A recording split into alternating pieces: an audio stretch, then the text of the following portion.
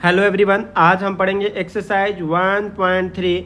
इसमें कुछ example given है। Example 5, find the decimal expansion of 10/3, 7/8, 1/7। इस टाइप के क्वेश्चंस को सॉल्व करने के लिए देखिए लिखा हुआ है 10/3। 10/3 क्या है? रेशनल नंबर है। ये p/q के फॉर्म में लिखा हुआ है। 10 और 3 दोनों इंटीजर्स नंबर हैं, तो इसको हम इस तरीके से लिख देंगे। उसके बाद से आगे सॉल्व करेंगे। देखिए इसको सॉल्व करना है, डेसिमल एक्सपेंशन में लिखना है, तो लिख देते हैं। ये देखिए 10 में हमें 3 से डिवाइड करना है। 10 लिख दिया और 3 से डिवाइड कर दीजिए। 3 से डिवाइड करेंगे तो 3 टाइम जाएगा। ये हमने लिख दिया 3 × 3 यानी 9। आ गया अपने पास 1 आ गया, तो यहाँ हम क्या करेंगे? डेसिमल लिखेंगे, डेसिमल दशमलव। फिर यहाँ 0 उतारेंगे। 0 उतारने के बाद फिर अगेन 3 टाइम जाएगा, तो ये 9। और अगेन रिमाइंडर आ गया 1, अगेन रिमाइंडर आ गया। फिर हम 0 लिखेंगे, फिर 3 टाइम, फिर हम यहाँ आ जाएगा 3 टाइम ले जाएंगे तो 9। अगेन रिमाइंडर आ जाएगा 1, फिर 0 लिखेंगे, फिर 3 टाइम। इट मीन्स डैट 10/3 को अगर सॉल्व कर रहे हैं, डेसिमल में लिख रहे हैं, तो आ रहा है 3.333। ये बार बार रिपीट हो रहा है। इसी को लिखते हैं 3.3 की पावर में बार, ऐसा लगा देते हैं, बार लिखते हैं 3.3 बार। इसको बार पढ़ते हैं। इसका मतलब ये है कि 3 बार बार रिपीट हो रहा है, आगे 3 लिखा हुआ है। तो 10/3 को जब हमने सॉल्व किया तो आया 3.3333 या 3 पर बार बार 3 रिपीट हो रहा है, रिपीटेड 3। ये हो गया आंसर। इसी तरीके से आगे लिखा हुआ है 7/8। 7/8 को भी हम सॉल्व कर सकते हैं। देखिए 7/8, इसको हम मिटा देते हैं, इसको इरेज कर देते हैं। इरेज करने के बाद 7/8 सॉल्व कर लेते हैं। 7/8 को अगर सॉल्व करना है तो सबसे पहले लिख दीजिए 7/8। ये लिखा 7/8। हमें करना क्या है? ये लिख दिया। 7 में 8 से डिवाइड करना है। 8 से डिवाइड करेंगे तो 7 8 से छोटा है, तो 0 टाइम जाएगा और डेसिमल लिखना पड़ेगा। 0 पॉइंट लिखना पड़ेगा, तो यहाँ आ गया 0। अब कितने टाइम जाएगा? 8 से अगर डिवाइड करेंगे तो 8 टाइम जाएगा, 64। रिमाइंडर आ गया अपने पास 6। अगेन 0 यहाँ रिपीट नीचे आएगा 0, तो अब कितने टाइम जाएगा? 7 टाइम ले जाएंगे तो 56। अब रिमाइंडर आ गया 4। अगेन 0 यहाँ लिखेंगे, 0 लिखेंगे। अब कितने टाइम चला जाएगा? 5 टाइम हो गया 40। इसका मतलब रिमाइंडर क्या आ गया? रिमाइंडर आ गया 0 यानी कैंसिल। इट मीन डैट 7/8 को आपने सॉल्व किया तो डेसिमल में आया क्या? 0.875। ये आ गया। अच्छा, मैं आपसे पूछूं 0.875 ये टर्मिनेटिंग है कि नॉन टर्मिनेटिंग? तो इसको बोलेंगे टर्मिनेटिंग है। टर्मिनेटिंग वैल्यू है। क्यों टर्मिनेटिंग है? क्योंकि ये कम्प्लीटली टर्मिनेट हो रहा है, आगे कुछ नहीं लिखा हुआ है। अगर मैं लिखता है 3.3333 ये जाते जा रहा है, ये टर्मिनेटिंग है कि नॉन टर्मिनेटिंग?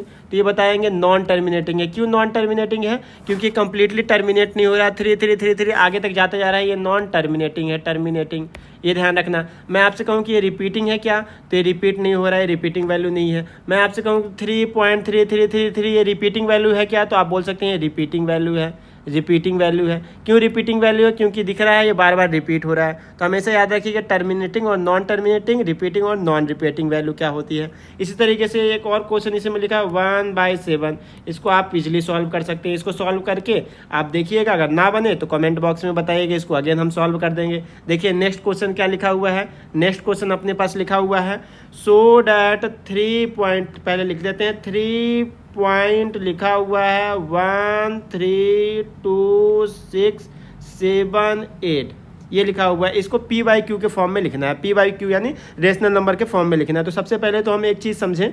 अगर सपोज कीजिए लिखा हुआ 1/10, इसको डिवाइड करके देख लेते हैं। अगर डिवाइड किया हमने, यहाँ लिखा 1 और 10 से डिवाइड किया तो 0 टाइम जाएगा। अपने को पता है यहाँ डेसिमल लगाना पड़ेगा, डेसिमल लगा दिया, ये 0 आ गया। अब गया कितने टाइम? 1 टाइम, ये 10 यानी कैंसिल। यानी आपने देखा 1/10 को आपने सॉल्व किया तो आया क्या? 0.1। इसी तरीके से सपोज कीजिए आपको दिख रहा है 10 में कितने 0 हैं? 1 0 है। तो 1 से लेफ्ट हैंड साइड में एक डिजिट को छोड़ करके डेसिमल यहाँ लिखा हुआ है। इसको एक डिजिट प्लेस कहाँ खसकाना है? यहाँ खसकाना है। सपोज कीजिए 1/0 लिखा होता तो इसको लिख सकते थे 0.01। क्यों? क्योंकि कितने डिजिट 0 है? कितने 0 है? 2 0 है। तो 2 डिजिट के बाद डेसिमल लगाना है, यानी एक डिजिट दूसरी डिजिट हम 0 लिख लेंगे और उसके बाद डेसिमल लगा देंगे।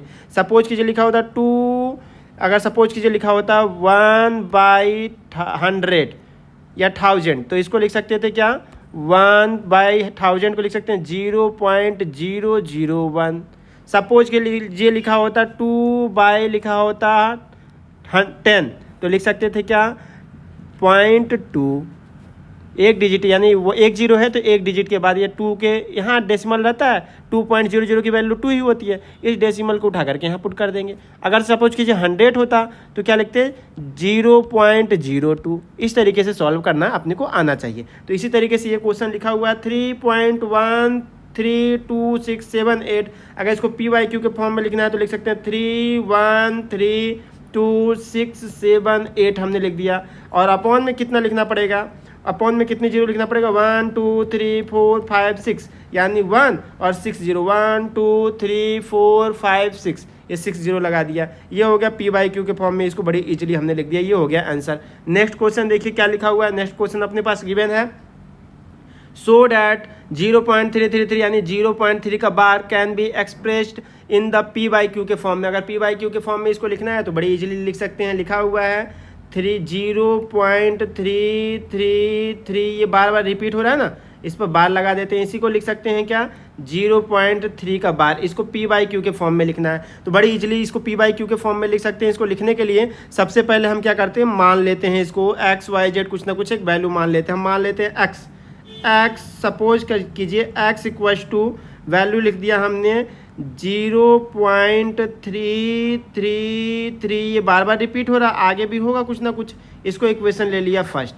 अब हम क्या करेंगे, इस इक्वेशन फर्स्ट में 10 का मल्टीप्लाई कर देंगे तो आ जाएगा 10x इक्वल्स टू, अगर हमने यहाँ 10x अगर 0.333 रिपीट हो रहा है, इसमें 10 का मल्टीप्लाई कर देना तो ये जो डेसिमल है यहाँ पर है, ये कहाँ एक्सचेंज हो जाएगा, यहाँ पर आ जाएगा 3.33 हो जाएगा, है ना। अगर सपोज कीजिए 100 का मल्टीप्लाई कर दे तो ये डेसिमल का 2 डिजिट यहाँ आ जाएगा। अगर 1000 का मल्टीप्लाई कर दे तो डेसिमल यहाँ शिफ्ट हो जाएगा, ये हमेशा पता होना चाहिए। अगर 10 का मल्टीप्लाई कर दिए तो आ गया, ये डेसिमल कहाँ शिफ्ट हो गया, यहाँ।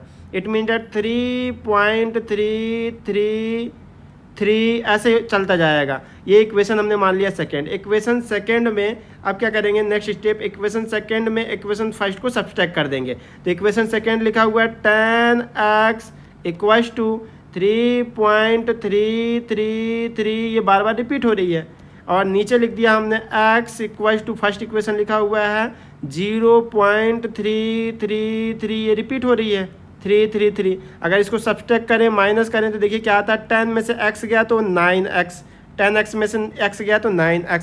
राइट हैंड साइड में देखिए 3 में से 3 गया 0, अगेन 3 में से 3 0, 3 में से 3 0, और यहाँ 3 में से 0 यानी 3.00 यानी 3 ही वैल्यू आती है। तो लिख सकते हैं 9x इक्वल्स टू लिख सकते हैं 3, तो x इक्वल्स टू लिख सकते हैं 3/9।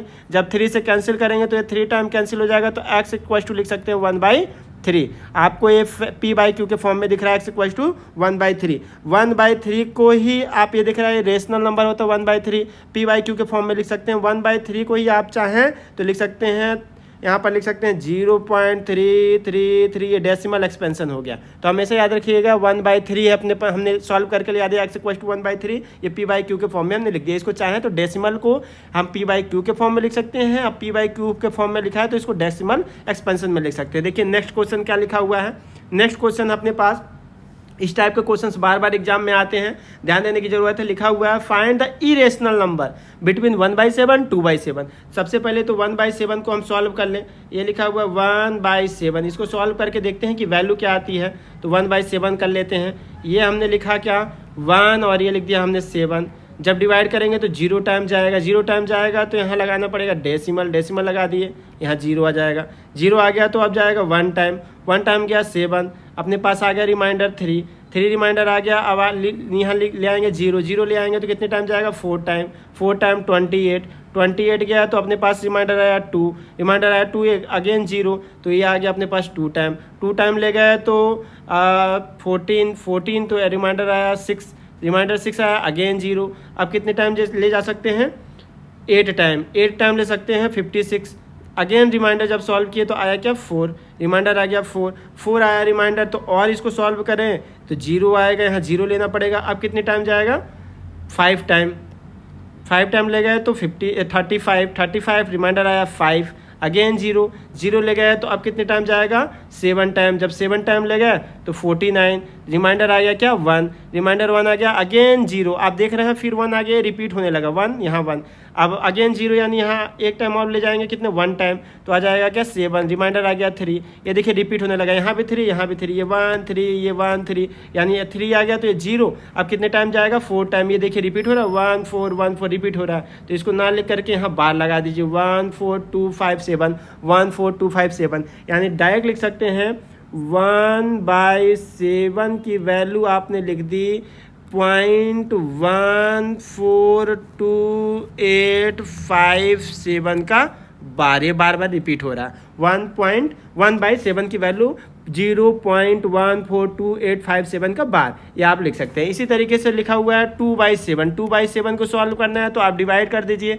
2 में 7 से डिवाइड करेंगे तो यहाँ कुछ ना कुछ वैल्यू आ जाएगी। दूसरा तरीका ऐसा है, उसको 2/7 को कैसे लिखें ये भी देखिए। दूसरा तरीका, शॉर्टकट तरीका क्या है, देखिए 1/7 निकाल लिया तो 2/7 भी निकाला जा सकता है। पहले सबसे पहले तो इसको इरेज कर दें, इरेज कर दिया हमने। इरेज करने के बाद आपको दिख रहा है वह हमने निकालना है 2/7, तो यहाँ लिख देते हैं 2/7। हमने 1/7 सॉल्व कर रखा है, 2/7 को लिख सकते हैं क्या? 2 × 1/7, 1/7 की वैल्यू हमने लिख रखी है, यहाँ लिख देते हैं 2 × 1/7, यानी पॉइंट लिखा हुआ 14287 से मल्टीप्लाई 2 का कर दीजिए। मल्टीप्लाई करेंगे तो आएगा क्या? 2 का मल्टीप्लाई 7 से तो आया 14, 1 हाथ में आया 1, 2 का मल्टीप्लाई 5 से तो 10 और 1 11, 2 का मल्टीप्लाई 8 से तो 16 और 1 17, 2 का मल्टीप्लाई 2 से 4 1 5, 2 का मल्टीप्लाई 4 से तो 8, और 2 का मल्टीप्लाई 1 से तो 2, और ये डेसिमल यहाँ लगा दिए और ये बार लगा दिया। इसका मतलब ये है, आप लिख सकते हैं, हमें लिखना है क्या है? 0.14287 और दूसरी वैल्यू लिखी हुई है 0.2828571 के बीच, इसके बीच हमें क्या लिखना है? Irrational number. तो सबसे पहले तो देखिए ये टर्मिनेटिंग है कि नॉन टर्मिनेटिंग है। दोनों वैल्यू नॉन टर्मिनेटिंग, बार बार आ रहा है, टर्मिनेट कंप्लीटली नहीं हो रहा है। ये रिपीटिंग है कि नहीं रिपीटिंग है, तो आप देख रहे हैं रिपीट हो रहा है 14287 पर बार लगा, यानी बार बार रिपीट हो रहा है, दोनों रिपीटिंग है। लेकिन इरेशनल नंबर क्या होता है? ना ही टर्मिनेटिंग होना चाहिए, ना ही रिपीट होना चाहिए, नॉन रिपीटिंग होनी चाहिए। तो इसके बीच की वैल्यू 14 है, 1428, तो ऐसा लिख सकते हैं क्या? 0.14 है तो 5 लिख देते हैं।